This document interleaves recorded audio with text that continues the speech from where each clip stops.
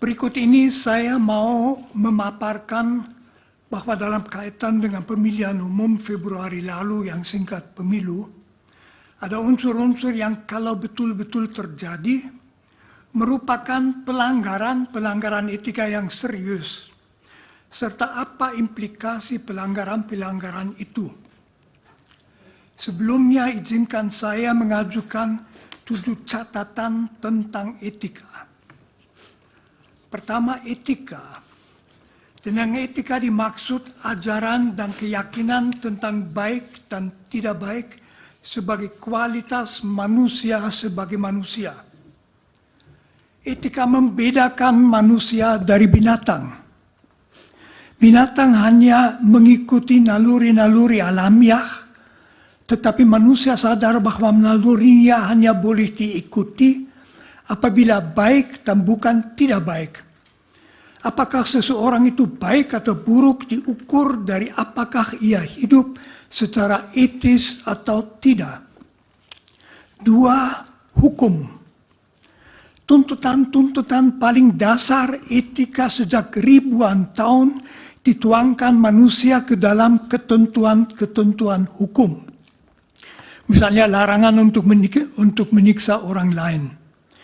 Jadi tidak memperhatikan hukum yang berlaku dengan sendirinya merupakan pelanggaran etika.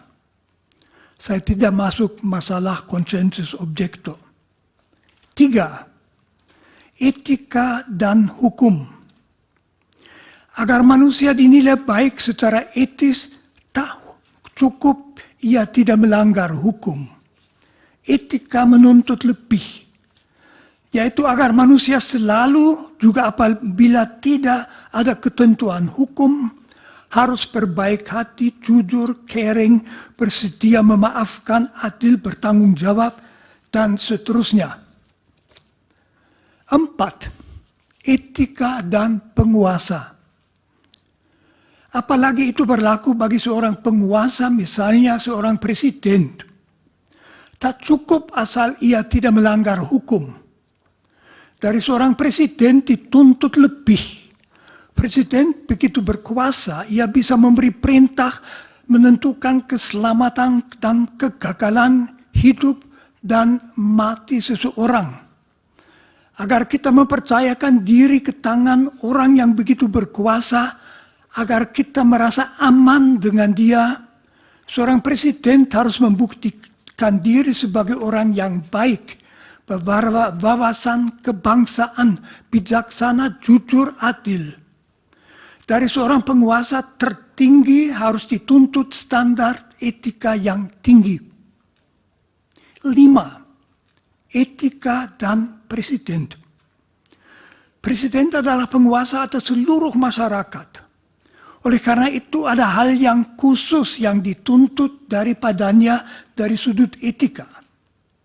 Pertama, ia harus menunjukkan kesadaran bahwa yang menjadi tanggung jawabnya adalah keselamatan seluruh bangsa. Segala kesan bahwa ia misalnya memakai kekuasaannya demi keuntungannya sendiri atau demi keuntungan keluarganya adalah fatal. Maka seorang presiden harus menjadi milik semua, bukan hanya misalnya milik mereka yang memilihnya.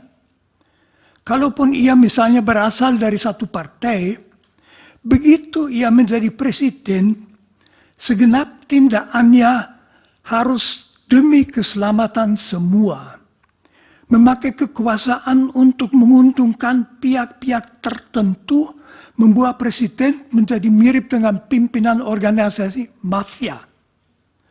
Di sini dapat diingatkan bahwa wawasan etis Presiden Indonesia dirumuskan dengan bagus dalam pembukaan Undang-Undang Dasar 1945. 6. Etika dan pemilu. Yang sekurang-kurangnya dituntut dari suatu pemilu secara etis, tentu juga secara hukum, adalah agar seluruh prosesnya, persiapannya, pelaksanaannya, serta pemastian hasilnya menjamin bahwa setiap warga dapat memilih apa yang mau dipilihnya, serta bahwa hasil pemilu memang persis apa yang dipilih oleh para pemilihnya sendiri. 7. Kegawatan pelanggaran etika. Filosof Immanuel Kant memperlihatkan bahwa masyarakat akan menaati pemerintah dengan senang apabila pemerintah bertindak atas dasar hukum yang berlaku dan hukum yang berlaku adalah adil dan bijaksana. Apabila penguasa bertindak tidak atas dasar hukum dan tidak demi kepentingan seluruh masyarakat, melainkan memakai kuasanya untuk menguntungkan kelompok, kawan, keluarganya sendiri, motivasi masyarakat untuk menaati hukum akan hilang. Akibatnya hidup dalam masyarakat tidak lagi aman. Negara hukum akan merosot menjadi negara kekuasaan dan mirip dengan wilayah kekuasaan sebuah mafia. Sekarang saya ke bagian pelanggaran etika dalam kaitan dengan pemilu 2024. Pertama, pendaftaran Gibran Raka Buming Raka sebagai calon wakil presiden oleh Komisi Pemilihan Umum. Pendaftaran saudara Gibran sebagai cawapres oleh Dewan Kehormatan Penyelenggaraan Pemilu dinilai pelanggaran etika berat. Karena pendaftaran itu dilakukan meskipun Majelis Kehormatan Mahkamah Konstitusi menetapkan keputusan Mahkamah Konstitusi yang memungkinkannya sebagai pelanggaran etika yang berat. Sudah jelas, mendasarkan diri pada suatu keputusan yang diambil dengan pelanggaran etika yang berat merupakan pelanggaran etika berat sendiri. Penetapan seseorang sebagai calon wakil presiden yang dimungkinkan secara hukum hanya dengan suatu pelanggaran etika berat juga merupakan pelanggaran etika berat. 2. Keberpihakan presiden dan misuse of power. Presiden boleh saja memberitahu bahwa ia mengharapkan salah satu calon menang.